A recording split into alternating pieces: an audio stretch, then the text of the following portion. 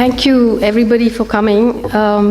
It's a very, very difficult task, really, to talk about the enormity of this book and the implications of it, and the task of having written the introduction to it, which is a great honor for me. As Anand said, it's a text that has existed for 80 years. It's been translated into many Indian languages. It's been circulated.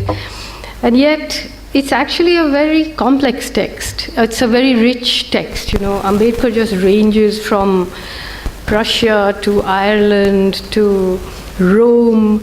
He talks about philosophical context. He talks about big philosophical ideas. He throws in many Sanskrit shlokas. He doesn't explain them. And so the difference between this edition of Annihilation of Caste and I think the others that exist is that these references have, the annotations try to explain these references. And when you read it along with that, it suddenly just gets an incredible context, you know. When I first read it, of course, it was without the annotations, and as many of you might know that, you know, it isn't that I engaged with caste only after I read Ambedkar, because we all must admit to ourselves that every day of our lives, we live within this system of caste. So, I'm not a Hindu, I'm not a Dalit. I'm the daughter of a Syrian Christian woman and an absent father. I grew up in a little village in Imanam, in communist-ruled Kerala. And yet, all around me were the fissures and cracks of caste. It was there in our language, it was there in the clothes, it was there in the dance, in the music, in everything. So, as many of you know, the God of Small Things is about caste. But when it happened, of course, people like to just elide that and look at it as a book about children or whatever. But when I read The Annihilation of Caste, suddenly it gave you the tools, the implements to try and understand pedagogically what kind of society it is that we live in. I was electrified. And then I read Gandhi's reply to Ambedkar, and then Ambedkar's reply to Gandhi, which is contained in this text. And though I've never been, a Gandhian, I'm not naturally drawn to piety and piousness and all of that. But, it was a default position. Many of us, I have written things in the past where you do make complimentary references to Gandhi. I have always said that I thought the Salt Satyagraha was an incredible act of political theater, At that time, I didn't know about the 1927 Mahad Satyagraha that preceded the Salt Satyagraha. But anyway, reading Ambedkar sent me back to reading Gandhi. And it took me all the way back to 1893 when Gandhi first arrived in South Africa. Actually, I've spent quite a lot of time traveling in South Africa and, talking about what Gandhi meant there. And I just began to be astonished at the scale at which there has been some kind of, I don't know, I can call it cover-up or a deception or it's not that there have not been occasional books written about it, about what happened in South Africa, about Gandhi on caste and so on, but in the public arena, we still continue to be officially a nation whose moral coordinates are defined by Mahatma Gandhi. So when I started reading Gandhi himself, I mean, I was honestly too frightened to get into some kind of analysis or say what I thought myself. I just thought, let me just read Gandhi himself on South Africa, on caste, on workers, on women. And obviously he's a very complicated and fascinating person and has written a lot. But I just followed this thread of caste back into South Africa, into race, and basically discovered what happened in South Africa in 1893 when he arrived in South Africa. The story that all of us have learned in our school textbooks about Gandhi being thrown out of a train in Pietermaritzburg because he was sitting in a whites-only compartment. It's true, but it's only half the truth. He was sitting in a whites-only compartment because he believed that Indians shouldn't sit with the Kafirs, the blacks. When they started the Indian National Congress, the membership fee was £3, which was such an enormous amount of money. It could only be, it was only the business, the passenger Indians that could afford that amount.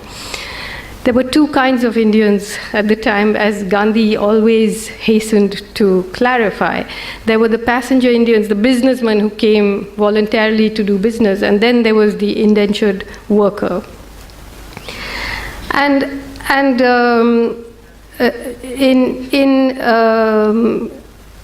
one of the first victories that Gandhi's political campaign won was what was called the solution to the Durban post office problem, which was that there were two entrances to the Durban post office, one for blacks and one for whites.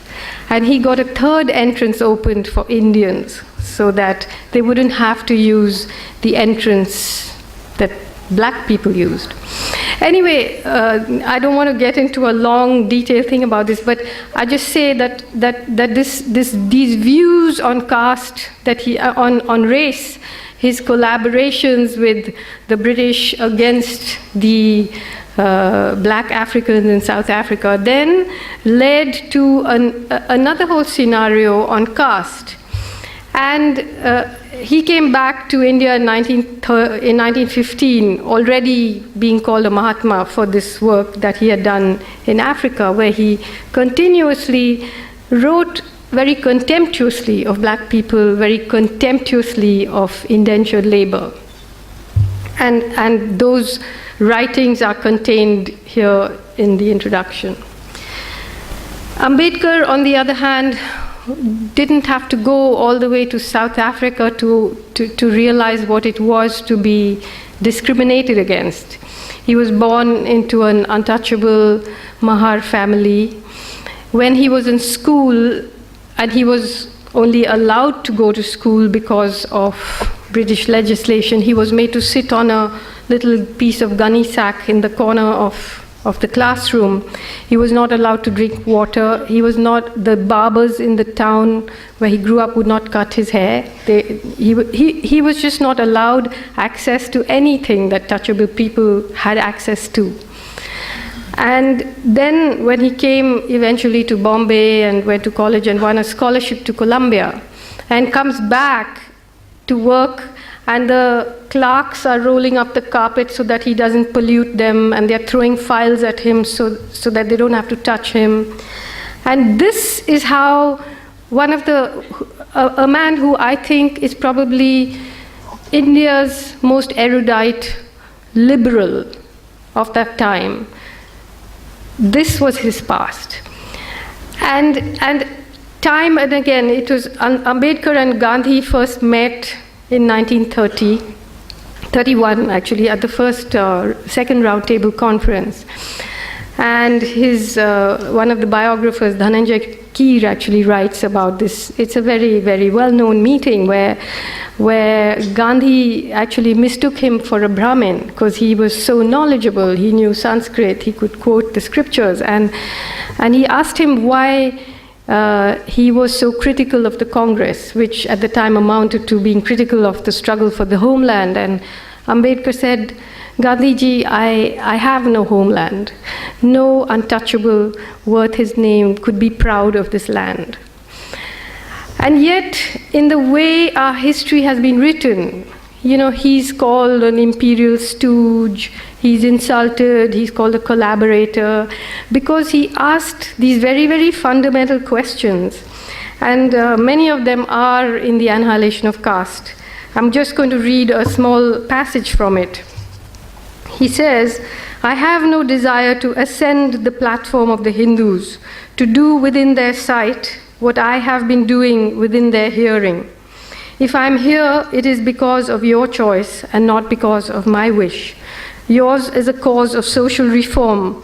That cause has always made an appeal to me, and it is because of this that I felt I ought not to refuse an opportunity of helping the cause, especially when you think that I can help it.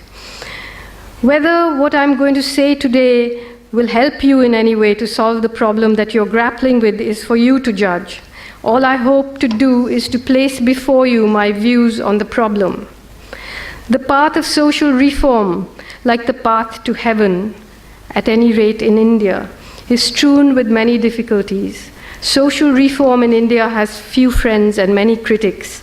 The critics fall into two distinct classes. One class consists of political reformers and the other of socialists.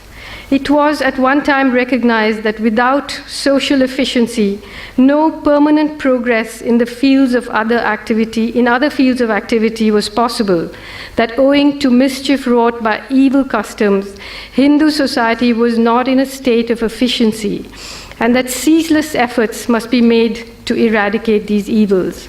It was due to the recognition of this fact that the birth of the National Congress was accompanied by the foundation of the Social Conference.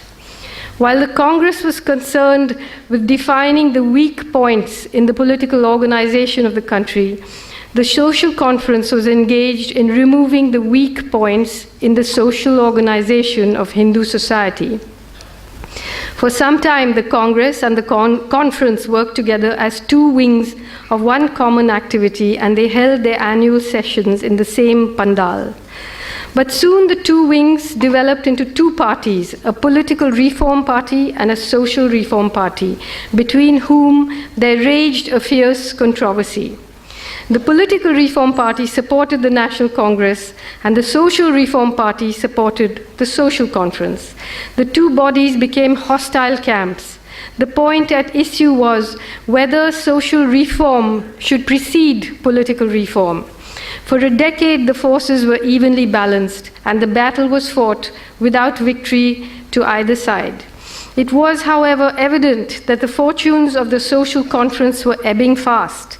The gentleman who presided over the session of the Social Conference lamented that the majority of the educated Hindus were for political advancement and indifferent to social reform, and that while the number of those who attended the Congress was very large, and the number of those who did not attend but who sympathized with it were even larger, the number of those who attended the Social Conference was very much smaller. Then he talks about a speech delivered by W.C. Banerjee, among the founders of the Indian National Congress in 1892. And he said, this is Mr. Banerjee saying, I for one have no patience with those who say we shall not be fit for political reform until we reform our social system.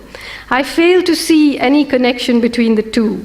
Are we not fit for political reform because our widows remain unmarried and our girls are given in marriage earlier than in other countries? Because our wives and daughters do not drive about with us visiting friends? Because we do not send our daughters to Oxford and Cambridge?